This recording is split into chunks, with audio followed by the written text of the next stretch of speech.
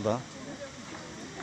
Para hadirin yang berbahagia, dalam kesempatan yang baik ini, marilah kita memanjatkan puji serta syukur kita kepada Allah Subhanahu wa Ta'ala, Tuhan yang Maha Pengasih lagi Maha Penyayang, yang tak pilih kasih, tak pandang sayang, yang nikmatnya tak terhitung, tak terbilang, yang dengan nikmat tersebut kita sama-sama bisa berkumpul di tempat ini, bertatap muka, beradu pandang. Kemudian salawat beriring salam selalu tercurahkan kepada putra gurun pasir yang pada subuh Senin dia lahir. Patung-patung di sekitar Ka'bah jatuh tersungkir, yaitu Nabi Allah yang terakhir. Siapa lagi kalau bukan junjungan kita, Nabi besar Muhammad sallallahu alaihi wasallam. Allahumma shalli wa sallim wa barik alaihi. Allahumma shalli wa sallim wa barik alaihi. Abu A'la al-Maududi dalam bukunya The Prophet of Islam mengatakan, he is the only one example. Rasulullah sallallahu alaihi wasallam merupakan contoh yang paling lengkap. Dalam dirinya terdapat kebesaran dan kemuliaan sifat manusia, kebesaran sifat Rasul, serta keberhasilan beliau dalam memimpin negara telah tercatat dengan indah dan rapi dalam sejarah peradaban manusia, sehingga wajar kehebatan beliau diabadikan oleh Michael Hart dalam bukunya The 100 Ranking of the Most Influencing Person in History. 100 orang yang sangat berpengaruh dalam sejarah. Dia menempatkan Nabi Muhammad sallallahu alaihi wasallam pada ranking yang pertama. Kebesaran sifat Rasul sebagai seorang pemimpin yang selalu mengutamakan kepentingan rakyat dan mengutamakan akhlakul karimah, pada akhirnya mampu merubah masyarakat biasa menjadi beradab. Yang dulunya berseteru kini menjadi satu. Yang dulunya menyembah berhala kini kembali menyembah Allah Ta'ala. Mengingat keberhasilan beliau dalam memimpin, maka dalam kesempatan ini kami akan membawakan sebuah syarahan yang berjudul Kepemimpinan dalam Konsep Islam, yang akan diawali dengan firman Allah Subhanahu wa Ta'ala dalam Al-Quran surat Al-Ahzab ayat 21 sebagai berikut.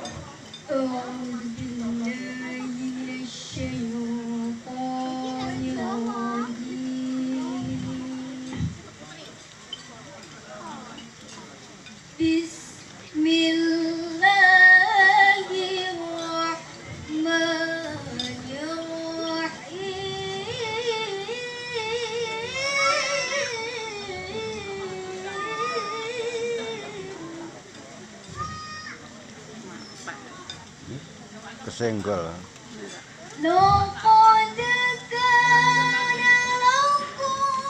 Bisa tenek ya, abang ngisor. Ah.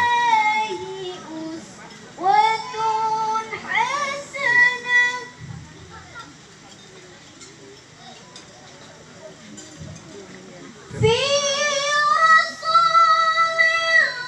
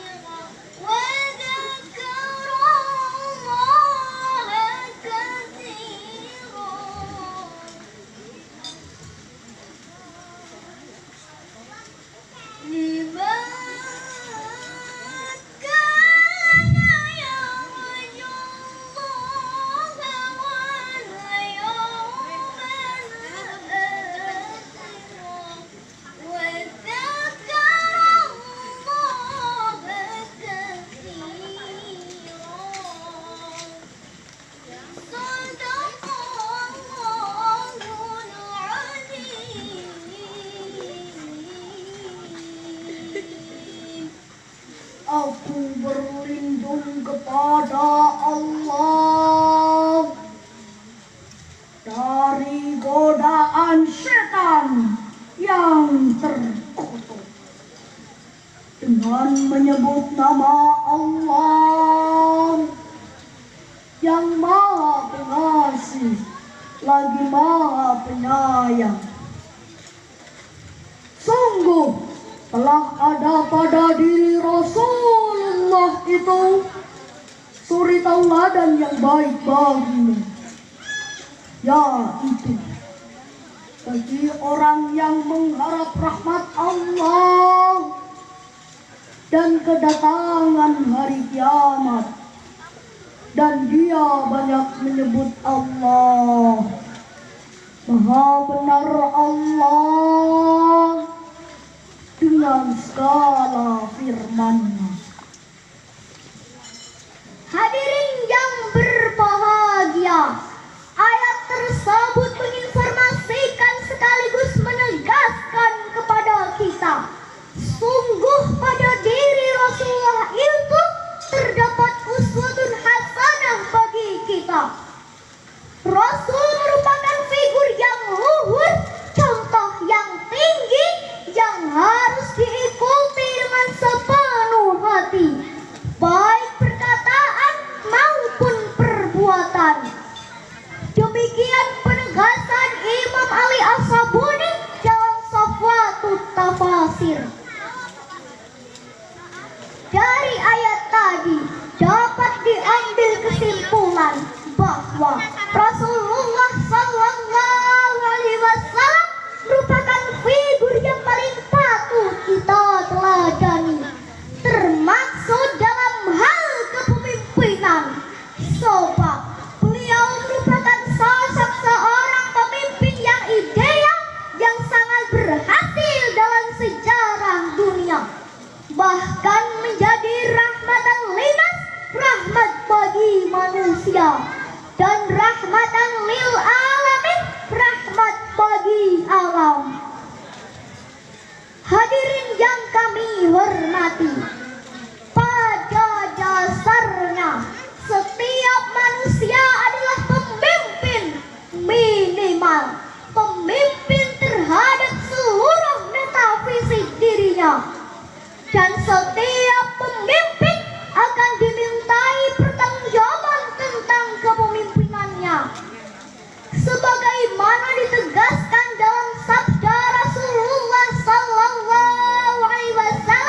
yang maknanya sebagai berikut. Ingatlah bahwa kamu adalah sebagai pemimpin dan akan dimintai pertanggungjawaban tentang kepemimpinannya. Seorang suami adalah pemimpin bagi keluarganya, dan ia harus memperhatikan anak keluarganya. Wanita adalah pemimpin bagi kehidupan rumah tangga suami dan anak-anaknya, dan ia harus mengutamakan kepentingan keluarganya. Ingatlah bahwa kamu adalah sebagai pemimpin dan akan mengutamakan kepentingan rakyatmu. Al-Hadis. Kemudian dalam Islam, seorang pemimpin yang baik adalah seorang pemimpin yang memiliki sekurang-kurangnya 4 sifat dalam menjalankan kepemimpinannya, sebagaimana sifat yang dimiliki oleh Rasulullah SAW, yakni yang pertama, yang artinya jujur sehingga ia dapat dipercaya oleh orang-orang yang dipimpinnya. Yang kedua, tabligh, yang artinya menyampaikan atau kemampuan berkomunikasi dan bernegosiasi. Yang ketiga, amanah, yang artinya dapat dipercaya atau bertanggung jawab dalam menjalankan tugasnya. Yang keempat, fatonah, yang artinya kemampuan kecakapan dalam perencanaan visi, misi, strategi, dan mengimplementasikannya. Selain itu juga dikenal ciri pemimpin Islam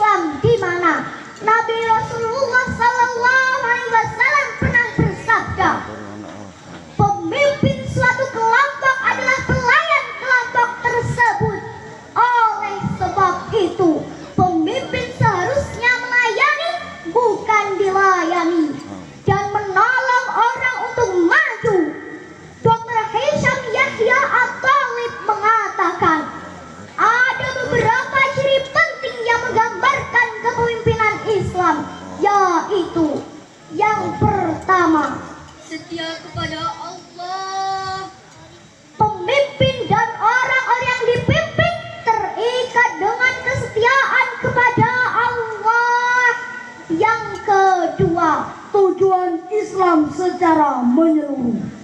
Pemimpin melihat tujuan organisasi bukan saja berdasarkan kepentingan kelompok, tetapi juga dalam ruang lingkup kepemimpinan Islam yang lebih luas. Yang ketiga, berpegang pada syariat dan akhlak Islam. Pemimpin boleh menjadi pemimpin selama ia berpegang teguh pada perintah syariah. Dalam mengendalikan urusannya, ia harus patuh kepada adab-adab Islam, khususnya ketika berurusan dengan golongan oposisi atau orang-orang yang tak sepaham. Yang keempat, pengemban amanah. Pemimpin menerima kekuasaannya sebagai amanah dari Allah Subhanahu wa Ta'ala yang disertai oleh tanggung jawab yang besar. Al-Quran memerintahkan pemimpin untuk melaksanakan tugasnya untuk Allah dan bersikap baik kepada pengikut atau bawahannya. Hadirin yang berbahagia, pada satu hal yang perlu dipahami bahwa Rasulullah Sallallahu Alaihi Wasallam merupakan figur yang paling patut kita teladani. Rasulullah Sallallahu Alaihi Wasallam merupakan sosok pengemban amanat. Wakil rakyat seharusnya merakyat. Jangan tidur waktu siang soal rakyat. Wakil rakyat seharusnya merakyat. Jangan tidur waktu siang soal rakyat.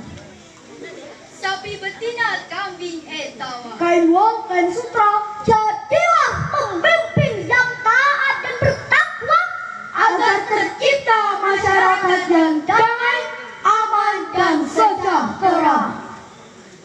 Demikian curahan Quran yang dapat kami sampaikan. Salah hilafnya mohon dimaafkan. Wassalamualaikum warahmatullahi wabarakatuh. Waalaikumsalam warahmatullahi wabarakatuh.